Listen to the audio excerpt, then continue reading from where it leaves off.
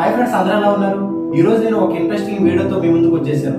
దేవుడు ఉన్నాడా లేదా అనే ఈ ప్రశ్నకు చాలా తక్కువ మంది మాత్రమే దేవుడు లేడు అని అంటారు, కానీ ఎక్కువ శాతం మంది మాత్రం దేవుడు ఉన్నాడనే అంటారు.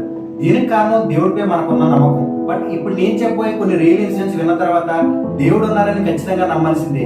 సో ఆ రియల్ ఇన్సిడెంట్స్ ఏంటో ఇప్పుడు వీడియోలో మనం తెలుసుకుందాం. బట్ వీడియోలోకి వెళ్ళడానికంటే ముందు మీరు మన ఛానల్ ఫస్ట్ టైం చూస్తున్నట్లయితే ఛానల్ సబ్స్క్రైబ్ చేసి పక్కన ఉన్న బెల్ ఐకాన్ క్లిక్ చేయండి. ఇప్పుడు వీడియోలోకి వెళ్ళిపోదాం. హనుమంతుడి చిరంజీవి అని, ఆయన ఎప్పటికీ జీవించే ఉన్నాడనే నమ్మకం ప్రజల్లో ఉంది. ఇప్పుడు నేను చెప్పబోయే ఈ రియల్ స్టోరీ విన్న తర్వాత హనుమంతుడు నిజంగానే భూమిపై ఉన్నాడనే నమ్మకం మీకు కలుగుతుంది. మన దేశంలోని చార్ధాముల్లో ఒకటి బద్రీనాథ్ ఆలయం. హిందూ పురాణాల ప్రకారం బద్రీనాథ్ ఆలయం శ్రీ మహావిష్ణువు యొక్క నివాసంగా పరిగణించబడుతుంది. బద్రీనాథ్ క్షేత్రంలో 6 నెలలు మాత్రమే పూజలు జరుగుతాయి. మిగిలిన 6 నెలలు -18 degrees టెంపరేచర్ ఉండడం వల్ల గుడిని క్లోజ్ చేస్తారు. ప్రతి సంవత్సరం బద్రీనాథ్ ఆలయంతో సహా కేదార్నాథ్, గంగోత్రి, యమునోత్రి ఆలయాల తలుపులు కూడా 6 నెలల పాటు భక్తుల దర్శనానికి నోచుకోకుండా మూసివేయబడతాయి. ఒకసారి అలాగే టెంపుల్ ని క్లోజ్ చేసే చివరి రోజు అక్కడ ఆడుకుంటున్న ఒక చిన్న బాలుడు లోపల ఉన్నప్పుడే చూసుకోకుండా టెంపుల్ ని క్లోజ్ చేసేస్తారు. ఎక్కడ వెతికినా దొరకని ఆ బాలుడు 6 నెలల తర్వాత టెంపుల్ ని తిరిగి ఓపెన్ చేసిన తర్వాత ఆ గుడిలోనే కనిపిస్తాడు. అప్పుడు ఆ బాలుడు చూడడానికి ఎంతో ఆరోగ్యంగాను అలాగే నార్మల్ గాను కనిపిస్తాడు. అప్పుడు అక్కడ ఉన్న ప్రజలు ఆ బాలుని చూసి షాక్ అవుతారు.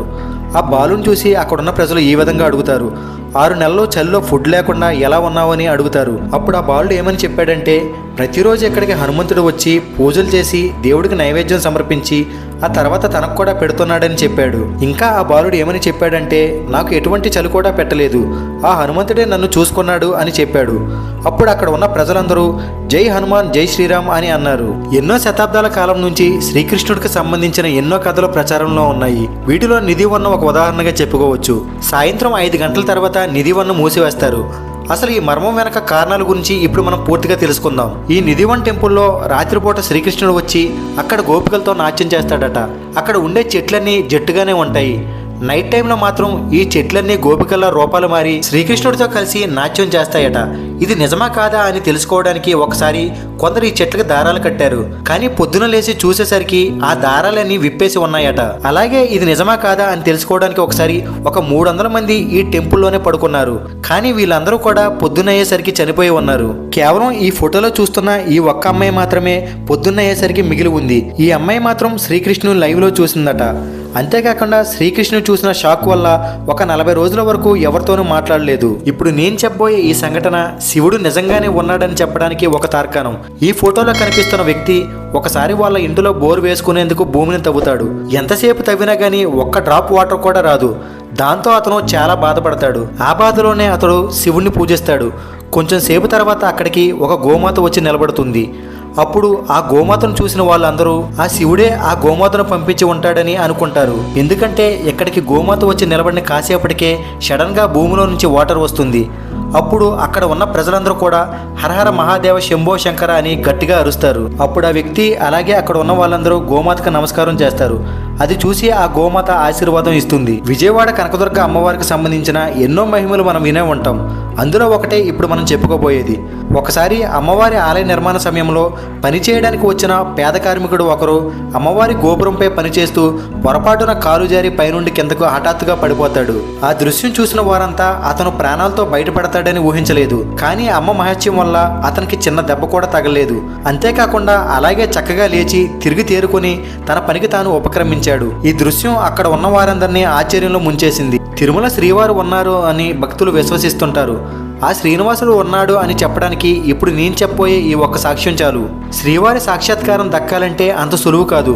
కానీ ఓ వ్యక్తికి, వారి కుటుంబానికి తిరుమల శ్రీవారి అనుగ్రహం ఇవ్వటమే కాదు, వారి వల్ల విరాళాల్లో అనేక మార్పులు తీసుకొచ్చిన ఘనత వారికే దక్కింది.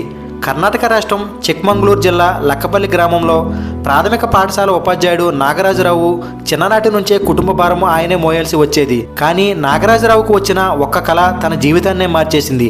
నాగరాజరావుకు 1964లో రాత్రి స్వప్నంలో శ్రీ వెంకటేశ్వర స్వామి వారు సాక్షాత్కరించారని చెబుతుంటారు. నాకు కాసుల హారం సమర్పించుకుంటావా అని నాగరాజరావుని శ్రీ వెంకటేశ్వర స్వామి వారు అడిగారు. కానీ కల్లో జరిగిన సంఘటనను నాగరాజరావు పెద్దగా పట్టించుకోలేదు. ఒకరోజు గడిచిన తర్వాత ఉదయం గుర్తు తెలియని భక్తులు వచ్చి వారి ఇంటికి తిరుపతి లడ్డూ ప్రసాదం ఇచ్చి వెళ్లారు. ఆ ఘటనతో అకస్మాత్తుగా ముందు రోజు వచ్చిన కళ గుర్తుకు వచ్చింది. వెంటనే కుటుంబ సభ్యులందరినీ పిలిచాడు. తనకు వచ్చిన కళ గురించి చర్చించాడు. కాసుల హారం ఎలా చేయించవచ్చు అని ఆలోచించసాగారు. అందరికీ భక్తి ఉన్నా గానీ స్తోమత మాత్రం లేని ఆ కుటుంబానికి పరిష్కార మార్గం మాత్రం కనిపించలేదు. ఆ తర్వాత పదే పదే స్వామివారు నాగరాజరావు కల్లోకి రావడంతో ఈ విషయాన్ని గట్టిగా మనసుకు తీసుకున్నాడు నాగరాజరావు. ఆ రోజు నుంచి ఆ కుటుంబం ఒక్క పూట భోజనం మానేసి మిగిలిన డబ్బులతో స్వామివారికి కాసుల హారం చేయించాలని నిర్ణయం తీసుకున్నారు. అప్పటి నుంచి 6 నెలల పాటు ఆ కుటుంబంలోని చిన్నపిల్ల మొదలుకొని వృద్ధుల వరకు ఒక్క పూట ఉపవాసం ఉండడంతో మిగిలిన డబ్బును కూడబెడితే వచ్చింది 2 కాసులు మాత్రమే. ఇంకా 106 కాసులు చేయించాలి. ఆ తర్వాత వారి కుటుంబ పరిస్థితుల్లో మార్పులు రావడం మొదలైంది. నాగరాజరావు తమ్ముడికి ఉద్యోగం వచ్చింది. ఏడాదికే ఎప్పటికీ లేని విధంగా వారి పొలాలు ఉండే ప్రాంతంలోకి సాగునీటి పథకం కారణంగా సాగునీరు ప్రవహించింది. 3 సంవత్సరాలకు బీడు భూముల పంటలు పండించడానికి అనువుగా మారింది. ఆర్థిక పరిస్థితి పూర్తిగా మెరుగుపడింది. ఆరంభించిన 16 సంవత్సరాల తర్వాత వాళ్ళ దీక్ష ముగింపు దశకు చేరుకుంది. 108 కాసుల హారం తయారైంది. శ్రీవారికి కానుకగా సమర్పించే ముహూర్తం వచ్చింది. అదే సమయంలో నాగరాజరావుకు మరోసారి స్వామివారి కలలో ప్రత్యక్షమయ్యారు. అందరూ కలిసి చేయించారు. మీరందరూ కలిసి వచ్చి నా ముడుపు చెల్లించుకోండి, మీ హారంలో నన్ను దర్శించుకోండి, మీకు ఏదైనా సమస్య వస్తే ఈ వ్యక్తిని కలవండి అంటూ అంతర్ధానమయ్యారు. భక్తులు కానుకగా ఇచ్చిన ఆభరణాలు స్వామివారికి అలంకరించాలంటే అప్పటి నిబంధన ప్రకారం వర్తన సమర్పించాలి. 108 కాసుల హారానికి వర్తన అంటే సుమారు 2 లక్షల నగదు చెల్లించాలి. పూర్వకాలంలో రాజులు, జమీందారులు, సంపన్నులు తరచూ ఇలాంటి బహుమానాలు తీసుకువస్తూ స్వామివారికి అలంకరించాలని దేవస్థానం మీద ఒత్తిడి తీసుకువస్తుండటంతో వచ్చిన నిబంధనే వర్తన. కానీ నాగరాజరావు విషయం అలాంటిది కాదు. 16 సంవత్సరాలుగా కుటుంబం అంతా ఒక్క పూట ఉపవాసం ఉంటూ స్వామివారికి తయారు చేయించిన కాసుల హారం, అది కూడా స్వామివారి కల్లో ప్రత్యక్షమే కోరి చేయించుకున్న హారం. వారి విశ్వాసం ఒమ్ము కాకుండా వారికి సహాయం చేయడమే న్యాయం అనిపించింది అప్పటి ఈవో పిఆర్కే ప్రసాద్కి. దీంతో వారికి వర్తన నిబంధనను మినహాయింపు ఇస్తూ ఆదేశాలు ఇచ్చేశారు. మరనాడు అభిషేక సేవ అనంతరం కాసుల హారాన్ని స్వామివారికి అలంకరించారు. ఆ కుటుంబమంతా గోవింద అంటూ భక్తి తన్మయత్వంతో స్వామివారిని దర్శించుకున్నారు. అటు తర్వాత ఇదే అంశం పాలక మండలి ముందుకు వచ్చింది. ఈవో తీసుకున్న నిర్ణయాన్ని పాలక మండలి అభినందించింది. ఇకపై సామాన్య భక్తులకు వర్తన నిబంధన ఉండదంటూ నిర్ణయం తీసుకుంది.